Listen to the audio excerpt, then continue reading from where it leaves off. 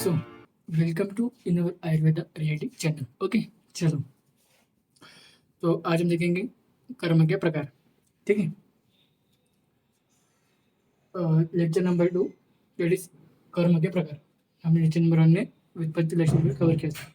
तो कर्म के प्रकार को हम देखेंगे तर्क संग्रह के अनुसार 5, परिशोध के अनुसार 3 और गुण और कर्म में डिफरेंस क्या है वो देखेंगे। ठीक है, ओके, तो चलो। सो आपको मैं स्क्रीन की साइड में दिख रहा हूँ तर्क संग्रह के अनुसार 5 प्रकार कर्म के। ठीक है, कौन कौन से? उत्क्षेपण, अवक्षेपण, आकंचन, प्रसारण और गमन। ओके, सबसे पहला उत्क्षेपण। अब उत्क्षेपण मतलब क्या होता है? देखो, ऊर्ध्वदेश संयोग हेतु वृक्षेपण। ऊर्ध्वदेश संयोग हेतु वृक्षेपण मतलब ऊर्ध्व दिशा के संयोग से के कारण उत्क्षेपण कहते हैं। ऊर्ध्व दिशा के संयोग को अगर हमने किसी बॉल को ऊपर की तरफ फेंका तो वो क्या हो गया? हमारा उत्क्षेपण हो गया।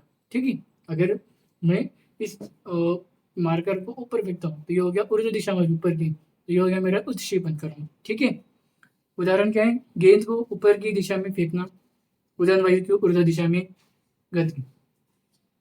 सेकेंड, अपक्षेपण। ओके, अवक्षेपण। अब इसमें से अगर उत्क्षेपण में ऊपर की दिशा थी तो अब अवक्षेपण में नीचे की दिशा आएंगे। ओके, दैट इज अधो दिशा, दैट इज अधो देश संयोग हेतु वृक्षेपण। सेम श्लोक, बस उत्क्षेपण में ऊर्ध्व, इसमें अधो। ठीक है, चलो तो देखो, अधो जिस संयोग के कारण हम बोलेंगे क्या बोलेंगे हम? अवक्षेपण मतलब उदाहरण गेंद को नीचे के ऊपर फेंकना। ठीक है, सी गेंद को हमने पहले ऊपर की ओर फेंका तो उत्क्षेपण हो गया। अब नीचे की ओर फेंक रहे तो वापस अब गेंद ऊपर की ओर गया है, उत्क्षेपण हो गया। अब वापस गेंद ग्रेविटी के कारण नीचे आएगा तो क्या हो गया? अवक्षेपण हो गया। ओके, नीचे आ गई गेंद। उदाहरण सेम गेंद को नीचे की ओर फेंकना और अपन वही के अधर दिशा में गति। ठीक है, अब अधर दिशा में जो भी हमारे बॉडी पार्ट्स है वहां पे अपन वही का मेन कार्य होता है, ये आप सभी को पता है, आपने वाद्योश प्रक्रम में देखा है। ओके, फिर आकंचन। आकंचन मीन्स शरीर से सन्निकृष्ट संयोग हेतु शकुंचन, मतलब शरीर के पास के संयोग के कारण, जो शरीर के पास से संयोग होता है, एकदम शरीर के पास जो संयोग हो रहा है, जो कर्म हो रहा है, उसे हम बोलेंगे आकंचन। जैसे कि हाथ से कागज को छूचना, जैसे कि मैंने इस पेन को मेरे शरीर के पास है, ये जो मार्कर है मेरी, ये मेरे शरीर के पास है, तो मैं इस पेन ढक्कन को खोल रहा हूँ। ठीक है, और खोल के टाइट बंद कर रहा हूँ, तो ये क्या होगा? मेरे नजदीक वाला, ये नजदीक वाला कर्म हो गया, मेरा शरीर के नजदीक मेरा कर्म हो रहा है।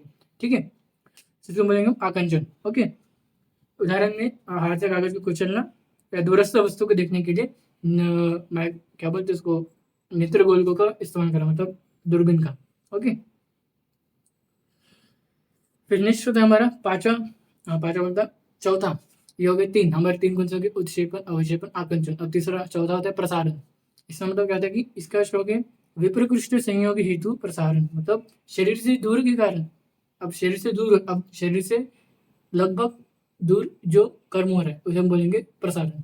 जैसे कि फूल का खिलना, जैसे कि वहां पर एक पेड़ है तो वहां पर जो उस पेड़ में जो फूल खिल रहे हैं या फल आ रहे हैं वो हो गया हमारा दूर का कर्म। शरीर के दूर के संयोग को, वो दूर का संयोग हो गया, वो शरीर के दूर का कर्म हो गया, इसे हम बोलेंगे उसको क्या बोलेंगे? उसको प्रसारण बोलेंगे। ओके,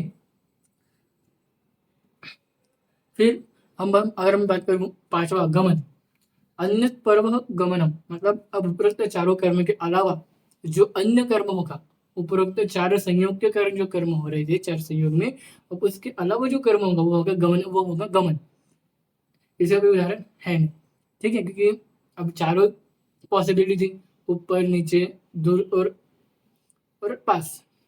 ठीक है, हाँ, अगर हम इसमें अगर आइडिया लगाए तो ये हो जाए कि पीछे की तरफ, अगर अन्य कर्म की बात करें तो अन्य तो कर्म, तो पीछे का कर्म बोल सकते हैं। ठीक है, ये बहुत इजी मैंने आपको बताया 5 प्रकार तर्क संग्रह के अनुसार। ओके, कौन कौन से? उत्क्षेपण, अवक्षेपण, आकांचन, प्रसारण और गमन। ठीक है, चलो। सो नेक्स्ट है देखेंगे हम प्रशस्पात के अनुसार कर्म के 3 प्रकार होते हैं। प्रशस्पात के अनुसार कौन कौन से? सदप्रत्यय कर्म, असदप्रत्यय कर्म और अप्रत्यय कर्म। अब आपको मेरी स्क्रीन साइड में सदप्रत्यय कर्म दिख रहा होगा, तो क्या है? जो कर्म ज्ञान पूर्वक किया जाता है। ओके, ये जो कार्य ज्ञान पूर्वक किया जाए बोलेंगे सत्प्रत्यय कर्म। ठीक है, मतलब जो कार्य को हम ज्ञान पूर्वक करते हैं, मतलब जो हमें ज्ञान है उस कार्य का, वही कार्य हम करेंगे ना जिसका ज्ञान है, तो उसे बोलेंगे हम सत्प्रत्यय कर्म।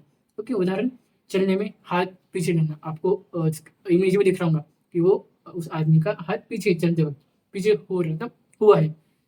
ठीक है, दूसरा औसत प्रत्यय कर्म क्या बोलता है कि जो कर्म ज्ञानपूर्वक किया नहीं जाता हो, मतलब हमें पता है कि हम वो कार्य का ज्ञान नहीं है फिर भी हम वो कार्य कर रहे हैं, तो वो हो गया हमारा असत प्रत्यय कर्म। ठीक है, जैसे कि उदाहरण, जमीन में बॉल को हमने क्या कराया, लेकिन उसको वापस को हमने हाथ में नहीं लिया, उसको वहीं पे छोड़ दिया जगह पे। ठीक है, ये हो गया हमारा औसत प्रत्यय कर्म। मतलब जो ज्ञान होने के बाद भी हम उसको ज्ञान पूर्वक नहीं कर रहे उस कार्य को। ठीक है, फिर तीसरा होता है अप्रत्यय कर्म। अचेतन द्रव्य में हालचाल होने को अप्रत्यय कर्म कहते हैं। अब अचेतन द्रव्य कौन कौन से वो आपको मैं बताता हूँ। ठीक है, उस मतलब जिनमें आत्मा ही नहीं है, जिन चीजों में आत्मा ही नहीं है, ओके, या जिन वर्ड्स में हमें कुछ है ही नहीं, अचेतनता टाइप, उसको हम बोलेंगे अचेतन द्रव्य। ठीक है, इसमें इसके कुछ लक्षण है। ठीक है, वो शायद आपको उदाहरण में देख के होगा कि नोदन, आपको उदाहरण डाल के लिख के होगा उदाहरण में गुरुत्व, लेकिन उदाहरण की जगह आप कर करके लक्षण लिखना। लक्षण, इसके कुछ 4 अचेतनता के 4 लक्षण है। कौन कौन से? पहला लक्षण है नोदन, गुरुत्व, वेग और प्रयत्न। ठीक है, तो नोदन मतलब क्या होता है? ढकलना, आकर्षण, कंपन उत्पन्न करना। ठीक है, कंपन आपको पता है और ढकलना आपको पता है। ओके, दूसरा लक्षण है गुरुत्व, मतलब अचेतन द्रव्य का आधार निकालकर द्रव्य को नीचे गिराना। उस द्रव्य में अचेतनता के आधार को निकालकर फिर उस द्रव्य को नीचे गिराना। ठीक है, वेग, ये बस आपको याद रखने का एक हाइपोथेटिकल आप इमेजिन करो, नोदन, गुरुत्व, वेग और प्रयत्न को। ठीक है, वेग, वेग के कारण कि बाण इस वेग की गतिशीलता से बाण में जो वेग है उसको गतिशीलता से हमें आगे बढ़ाने का है। ठीक है, उसको और स्पीड से हम उसे आगे फेंकने का है उस बाण को। ठीक है, वेग में। फिर हम बात करते हैं प्रयत्न। प्रयत्न की अगर हम बात करें तो संपूर्ण शक्ति लगाकर किया हुआ कर्म, या जो हम कार्य करने वाले हैं संपूर्ण शक्ति लगाकर, वो हो जाता है, वो किसमें आता है हमारे, दैट इज प्रयत्न में आते हैं। ओके, तो ये थे हमारे 3 प्रकार के प्रशस्पात के अनुसार कर्म के प्रकार। ठीक है, सबसे पहले हम देखा तर्क के अनुसार 5 प्रकार, उत्क्षेपण, अवक्षेपण, आकंचन, प्रसारण, दमन। आपको श्लोक के साथ आपको लिखने का चाहिए, व्याख्या प्लस उदाहरण कंपल्सरी है, और सेम प्रशस्पात के अनुसार भी सेम। ठीक है, अब हम देखेंगे तीसरा पॉइंट हमारा गुण और कर्म में डिफरेंस क्या है, आपको मेरी साइड में दिख रही होगा। ओके, तो देखो, गुण में चेष्टा नहीं होती है, ठीक है, लेकिन कर्म में चेष्टा होती है। फिर गुण में संयोग और विभाग का कारण है। देखो, संयोग और विभाग जब अलग होते हैं तो उसमें गुण का कोई रोल नहीं होता है, लेकिन कर्म का रोल होता है।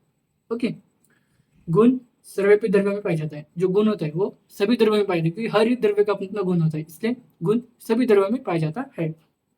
लेकिन कर्म सर्वव्यापी द्रव्य में पाए जाते नहीं, क्योंकि कुछ द्रव्य कर्म नहीं होते, इसलिए कुछ जो गुण जो कर्म है वो सर्वव्यापी द्रव्य में नहीं पाया जाता है। ओके, फिर हम बात करें गुण मूर्त और अमूर्त दोनों द्रव्य में पाया जाता है। देखो, मूर्त द्रव्य का भी अपना एक अलग ही गुण होता है और अमूर्त द्रव्य का भी अपना एक स्वतंत्र गुण होता है, तो वो गुण अमूर्त और मूर्त द्रव्य दोनों में पाया जाएगा। मूर्त मीन्स परमाणु द्रव्य और अमूर्त मीन्स अपरमाणु द्रव्य। ठीक है, फिर लेकिन जो कर्म है वो सिर्फ मूर्त द्रव्य में पाए जाते हैं, क्योंकि मूर्त द्रव्य परमाणु द्रव्य जिनकी मतलब जो जो कार्य कर जाए, तो जो कार्य कर रहे हैं, कार्य करने की कोशिश कर रहे हैं, मूर्त द्रव्य, जो कार्य करते हैं मूर्त द्रव्य। ठीक है, तो वहीं पे सिर्फ कर्म देखने मिलेगा, अमूर्त में हमें कर्म देखने को नहीं मिलेगा। ओके, फिर हम बात करते हैं आंतरिक शक्ति होती है गुण की, हाँ होती है।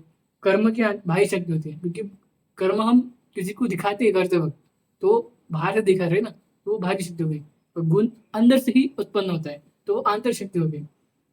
फिर गुण पूरे 41 से अगर देखा जाए तो आपको आगे तो समझ में आएंगे एक पोलीगन कौन कौन से। ठीक है, और कर्म 5 मिनट होते हैं, तो आपने देखा है। ठीक है, ओके, तो ये थे हमारे कुछ टाइप्स संग्रह के अनुसार, प्रशस्त के अनुसार और गुण कर्म में डिफरेंस। आयुर्वेद में तो आप अपने टेक्स्ट बुक से पढ़ सकते हो, आप जो भी रेफर करो टेक्स्ट बुक, टेक्स्ट की भी कौन सी भी ऑथर जब टेक्स्ट रेफर कर रहे हो, जो भी आप रेफर कर रहे हो वहाँ सब आयुर्वेद में तो पढ़ सकते हो, क्योंकि आयुर्वेद में बहुत ईजी होता है। हर पदार्थ विज्ञान में हर टॉपिक का आयुर्वेद में तो बहुत ईजी होता है, और कुछ तो आयुर्वेदिक महत्व सेम ही लगते हैं पढ़ते वक्त कि इसका भी वही टॉपिक का आयुर्वेदिक सेम है, ये टॉपिक का भी आयुर्वेदिक महत्व सेम है। ओके, तो हमने क्या क्या देखा, हमने देखा तर्क संग्रह के अनुसार 5 प्रकार कौन कौन से उत्क्षेपण, अवक्षेपण, आकुंचन, प्रसारण, गमन। और फिर हम देखा प्रशस्त पद के अनुसार 3 प्रकार, सत प्रत्ययकर्म, असत प्रत्ययकर्म और अप्रत्ययकर्म। ठीक है, फिर हम देखा गुण और कर्म में क्या डिफरेंस है। ओके, फिर आयुर्वेद में आपको करने का है। ओके, तो ये था हमारा, और हमारा कर्म विज्ञान चैप्टर कंप्लीट हो चुका है। ठीक है, तो चलो मैं आज लेक्चर यहीं पे एंड करता हूँ। ओके, लेक्चर को एंड करने से पहले बताना चाहता हूँ 2-3 चीजें जो कि मैं अपने हर लेक्चर के एंड होने से पहले बताता ही हूँ। ओके, लेक्चर नहीं है बस, यहाँ से पूछना पड़ रहा है। फर्स्ट कि हमारा क्या बोलते हैं, यूट्यूब चैनल शुरू है, दैट इज आयुर्वेदा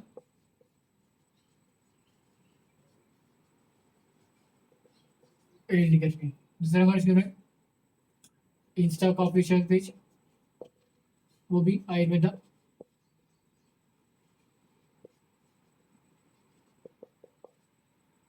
तीसरा हमारा शुरू है व्हाट्सएप का official group BMS first year notes.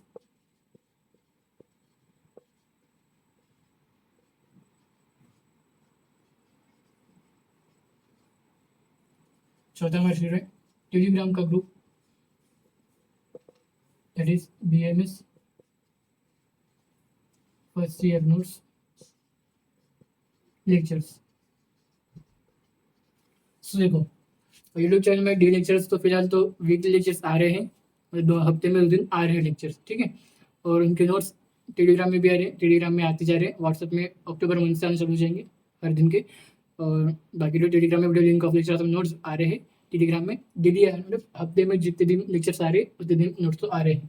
ठीक है, यूट्यूब में मैं डेली लेक्चर्स डालता हूँ, आपको क्या करने का, लाइक करने का है, सब्सक्राइब करने का, फ्रेंड्स को शेयर करने का है। ठीक है, व्हाट्सएप में भी सेम नोट्स और वीडियो लिंक की लेक्चर डालता हूँ मैं। और इंस्टा में लेक्चर्स के अपडेट्स तो फिलहाल डाल रहे हैं, लेकिन अक्टूबर 1 से डालने लगूंगा। ठीक है, चलो, तो थैंक यू।